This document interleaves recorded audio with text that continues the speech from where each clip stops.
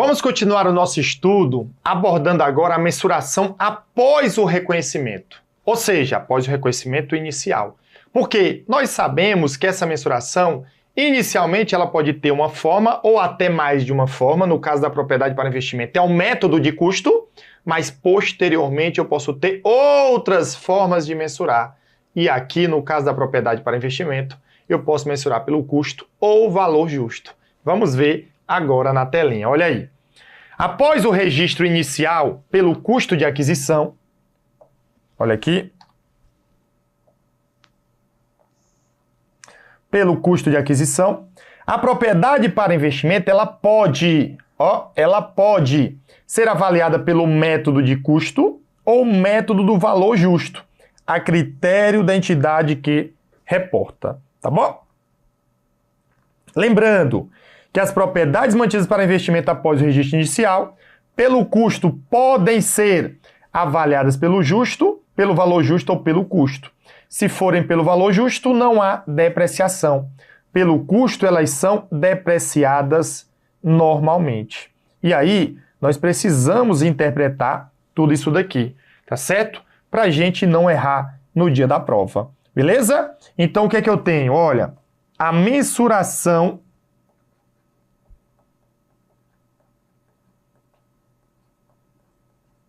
que é a valoração montante, eu vou ter mensuração inicial. É de que forma? É pelo método do custo. Já a mensuração subsequente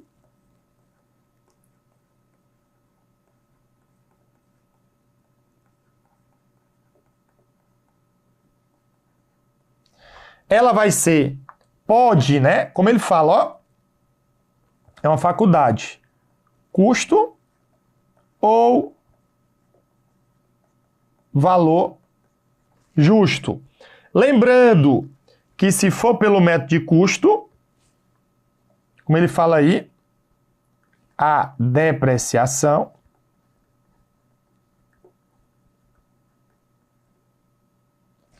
e pelo valor justo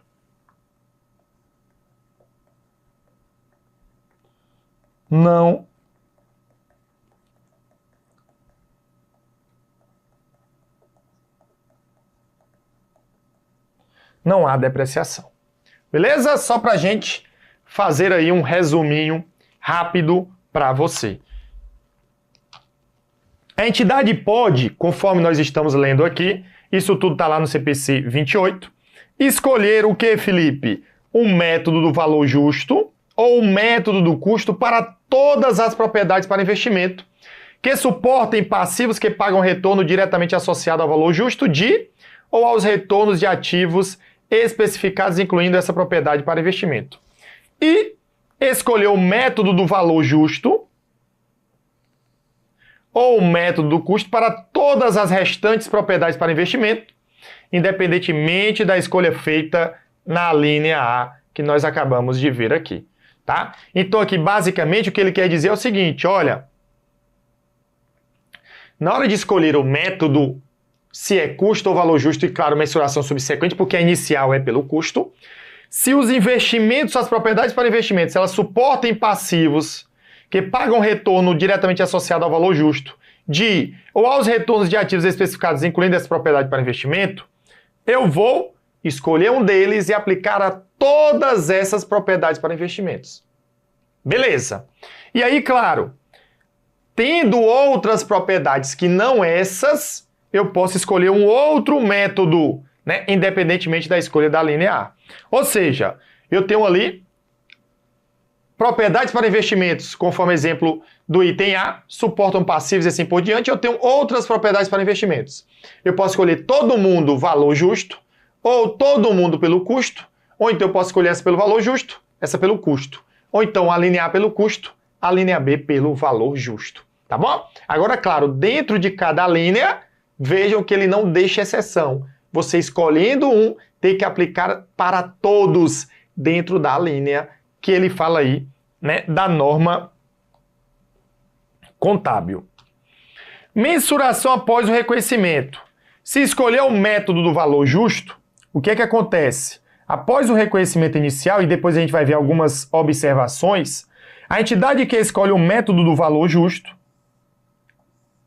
ela deve mensurar todas as suas propriedades para investimentos pelo valor justo, né? Exceto, aí ele traz algumas observações. Quando a entidade adquire pela primeira vez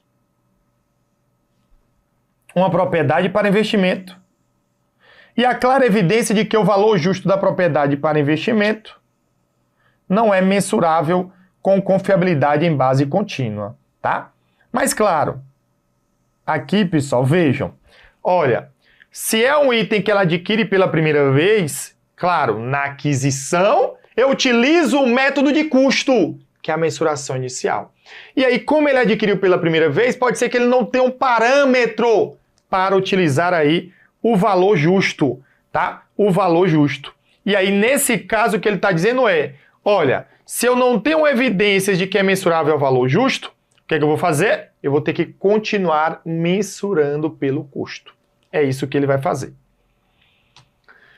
Método do valor justo, continuando ainda trabalhando. Se a entidade concluir que o valor justo de propriedade para investimento em construção não é mensurável com confiabilidade, vejam, em construção, está sendo construída.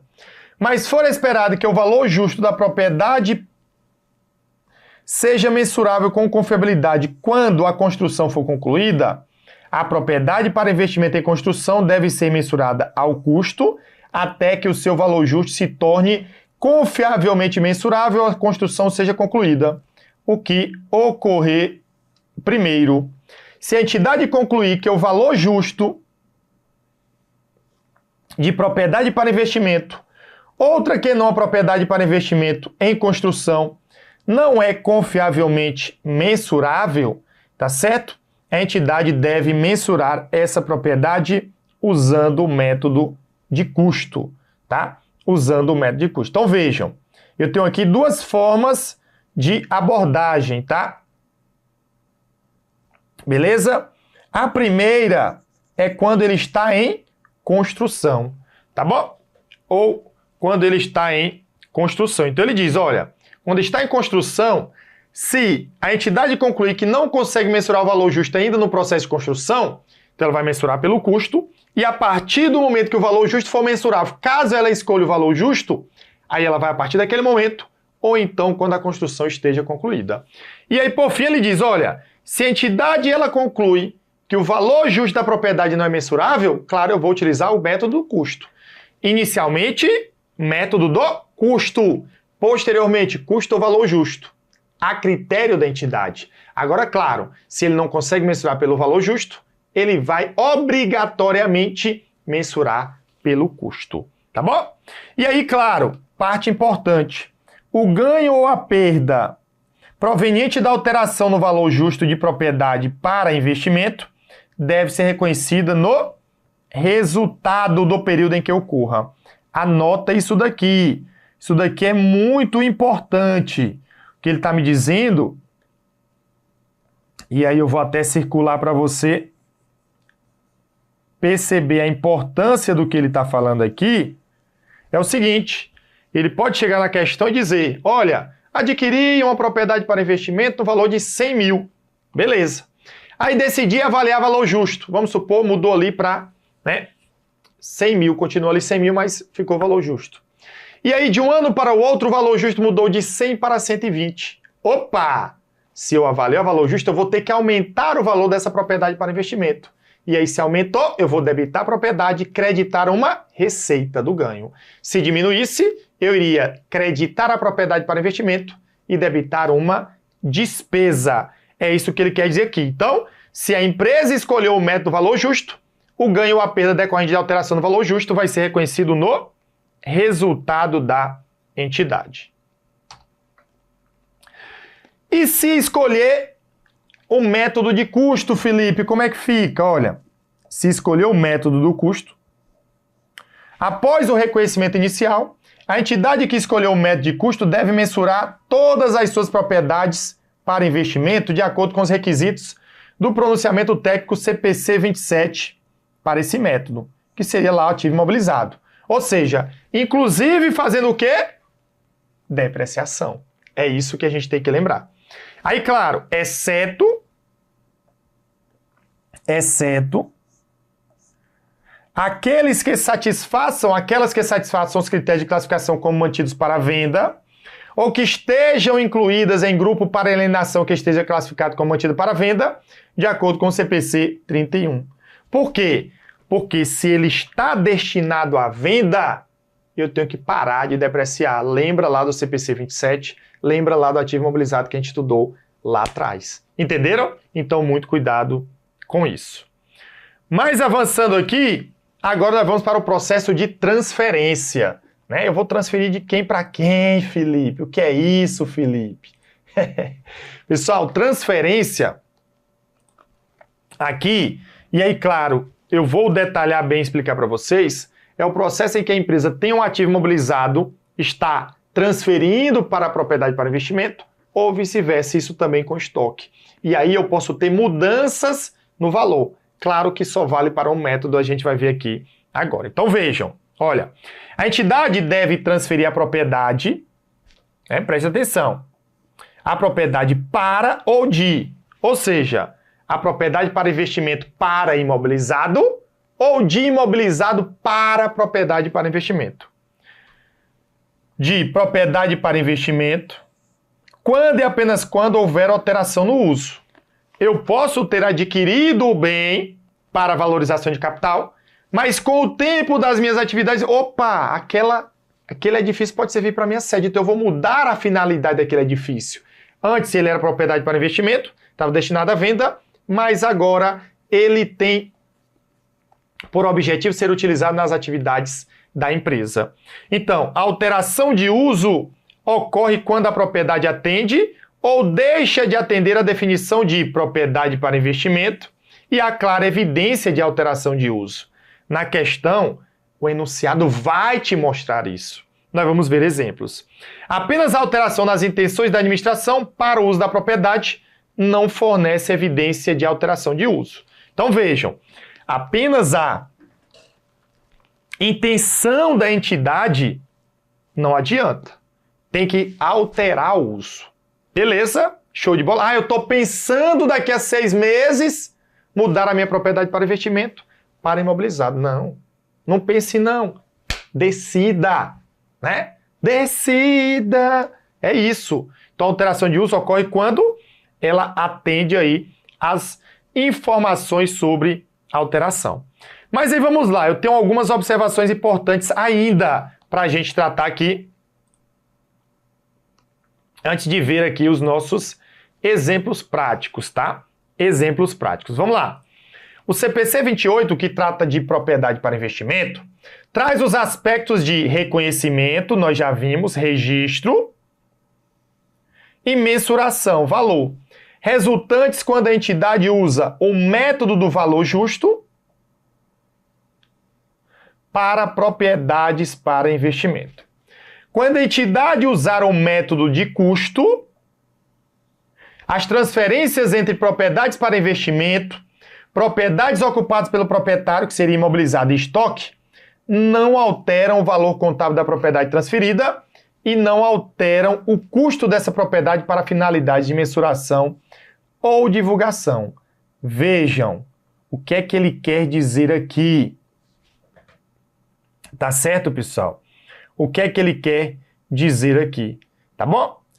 No caso do que a gente está estudando, ele está dizendo o seguinte, olha, se a minha propriedade para investimento ela inicialmente é mensurada pelo custo e posteriormente ela pode ser custo ou valor justo, acontece que se ela for posteriormente avaliada pelo custo, na verdade, quando eu mudar a classificação de propriedade para alguma coisa ou dessa alguma coisa para propriedade, não vai ter o quê? Não vai alterar o valor contábil, eu vou manter o custo.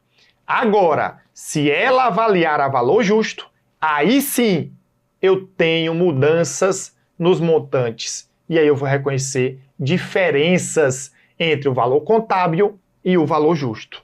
Então aqui é importante destacar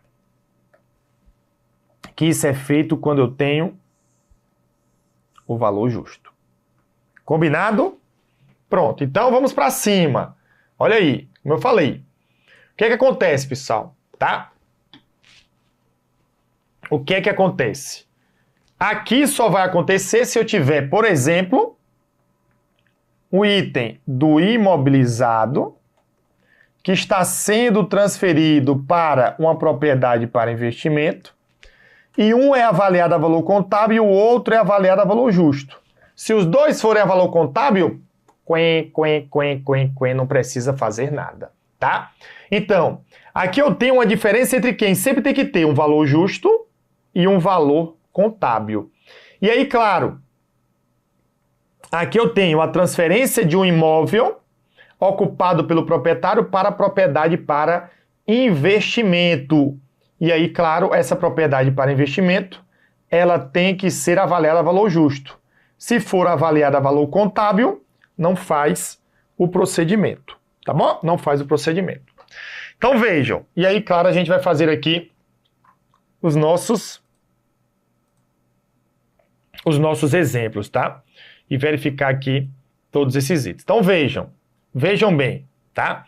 O que é que ele está dizendo? Olha, se o valor contábil, porque aqui eu estou transferindo o imobilizado para o investimento, se a diferença for negativa, ou seja, o valor contábil é maior do que o valor justo, por exemplo, aqui é 100, aqui era 80, se existir saldo anterior de reavaliação, se existir, eu vou diminuir essa perda contra o excedente de reserva de reavaliação. E o saldo remanescente, se ultrapassar, eu vou contabilizar como despesa. Ah, se eu tinha 20, ficou 30, eu pego 20 aqui e 10 de despesa. Se foi só 5, contabilizaria só aqui. Se não existir saldo de reserva de reavaliação, que é o que nós vamos mais ter, aí reconhece só no resultado a despesa. Tá bom? Se existir, por exemplo, se a diferença for positiva, ou seja, valor contábil menor do que o valor justo, o valor contábil era 100, o valor justo é 120. Se existir saldo de perda anterior por impairment, reverter o saldo da perda até o seu limite como receita, e após reverter o saldo, a diferença vai para ajuste de avaliação patrimonial. E aí, se não existe perda, eu vou lançar tudo como ajuste de avaliação patrimonial. Vejam que a diferença negativa vai para o resultado, a diferença positiva vai para ajuste de avaliação patrimonial, tá? Patrimonial. Mas eu vou colocar aqui uma folha só para a gente fazer um exemplo, tá bom?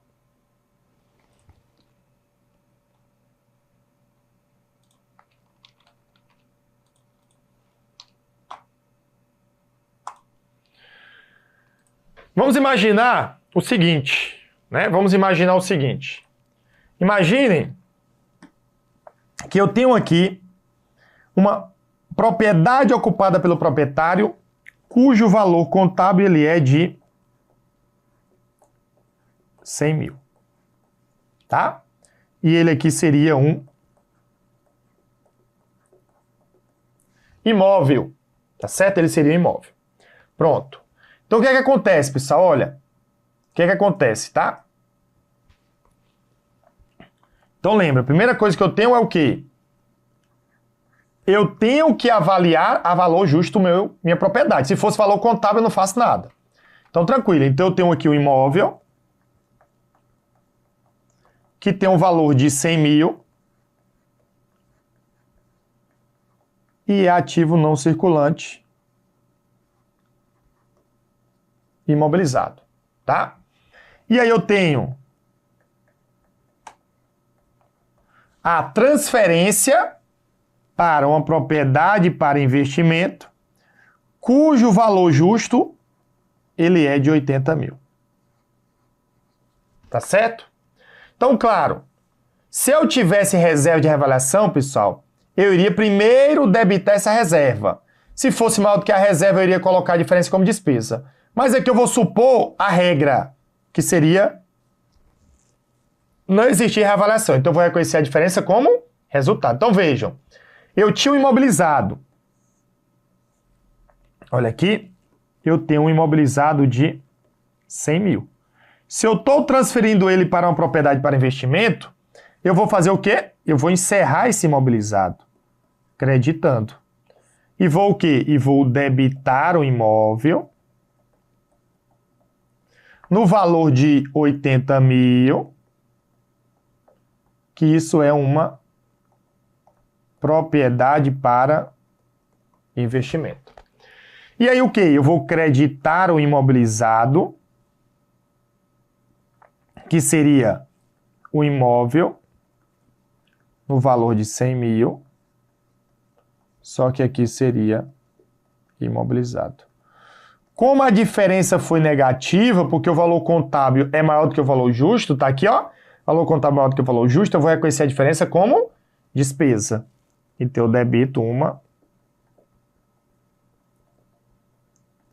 despesa no valor de 20 mil. Beleza? Agora vamos para o exemplo 2, que está aqui, ó. No exemplo 2, o que é que eu vou fazer, Felipe? Eu tenho que o imóvel, ele tem valor de 100 mil. Ele é um ativo não circulante, desculpa, imobilizado.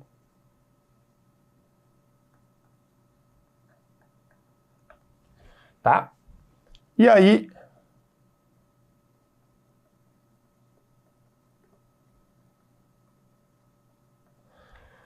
eu tenho uma propriedade para investimento, onde nós encontramos o valor justo de 110 mil. E aí, do mesmo jeito, tá? Eu vou encerrar debitando, né, o meu imóvel, só que agora ele tem um valor de 110, que é uma propriedade para investimento. Eu vou creditar o imóvel no valor de 100 mil, só que aqui é imobilizado. E aí, nesse caso, meu amigo, minha amiga, ele me fala que a diferença vai para uma conta do patrimônio líquido. Então, eu vou fazer o quê? Eu vou creditar a conta de ajuste de avaliação patrimonial, que isso é patrimônio líquido. Show de bola? Então, só recapitulando, tá? Olha, inicialmente, até para a gente avançar, inicialmente o que é que acontece? Eu vou mensurar pelo custo. Depois é custo ou valor justo a critério da entidade, com algumas exceções ali quando não puder um dos dois. Se for valor justo e tiver diferença de valor justo da propriedade para investimento, o ganho ou a perda vão para o resultado. Aí depois eu vou, olha, mas agora eu posso ter a transferência de um item para a propriedade para investimento ou da propriedade para investimento para esse item. Mas eu só vou calcular algum impacto se acontecer de essa propriedade ser avaliada a valor justo, porque aqui vai ser valor contábil. Se aqui for valor contábil, eu não faço nenhum lançamento. E aí, claro, se acontecer de ter um imobilizado para uma propriedade para investimento, tá certo? Se a diferença for negativa, claro, se tiver reserva de reavaliação tem uma forma, se não, que é a regra, a diferença vai para o resultado. No caso, se a diferença for positiva, se não tiver perdas por impairment, que pode acontecer mais do que a reserva, aí, na verdade, eu vou creditar uma receita. Felipe, quando for estoque? Aí, quando for estoque, fica mais fácil, tá? Para uma transferência de estoque para propriedade para investimento, que seja escriturada a valor justo, enfatizo muito, não esquece. Se ele chegar na questão e dizer, transferir um estoque para uma propriedade para investimento avaliada a valor contábil, não há mudança. Eu não faço nenhum lançamento de ajuste. Eu não tenho receita, não tenho despesa, não tenho ajuste de avaliação patrimonial. Só vou ter o quê? O encerramento da conta e a criação da nova conta. Beleza? Qualquer diferença entre o valor justo da propriedade nessa data e o seu valor contábil anterior deve ser reconhecido no resultado. Então, se for de estoque para a propriedade, pessoal, não importa. Claro, se for negativa, vai para o resultado como despesa. Se for positiva, vai para o resultado como receita. Basicamente, é isso que a gente precisa saber. Tá certo? É isso daí que a gente vai precisar saber para não ter não ter problema, né? E claro, logicamente, conforme a gente até viu, tá? O estoque, ele está avaliado a valor contábil.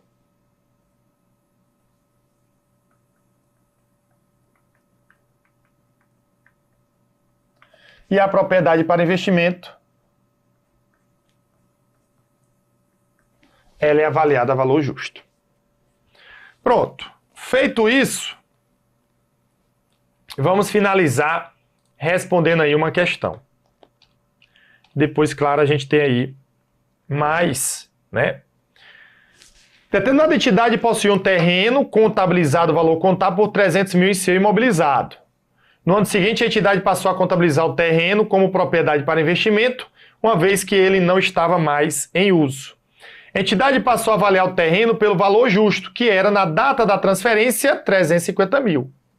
Na data, a contrapartida do reconhecimento do valor justo do terreno deve ser reconhecida como o quê? Então, vejam. O que é que a gente tem aí, pessoal? Né? O que é que a gente tem aí? Olha, eu tenho uma transferência. Primeiro ponto. Então, beleza. Aí eu tenho um item imobilizado para propriedade para investimento. Imobilizado, valor contábil, propriedade para investimento, valor justo. Beleza, pode acontecer. Se for estoque para propriedade, vai para o resultado. Não importa se positivo ou negativo. Se for para imobilizado e propriedade, aí lembra, eu tenho um que é ajuste e avaliação patrimonial. Então, se for negativo, é despesa. Se for positivo, é ajuste e avaliação patrimonial. Claro, se não tiver reavaliação ou perda por impairment. Que é o caso da questão. Ele não fala nada. Se ele não fala nada, segue a regra de ser. A diferença negativa do imobilizado para a propriedade para investimento vai para o resultado como despesa e a diferença positiva vai para ajuste e avaliação patrimonial. Vejam, a diferença é negativa ou positiva? Felipe, é positiva porque eu pego 350 menos 300 mil. Isso daqui vai dar quanto? Vai dar 50 mil positivo. Então, se é positivo, conforme nós vimos, ó, diferença positiva. Não tem perda por impairment, eu vou colocar como o quê? Como ajuste de avaliação patrimonial. E é propriedade é imobilizado para propriedade para investimento. Então, nosso gabarito vai ser a letra A de aluno aprovado. Não é difícil, tá?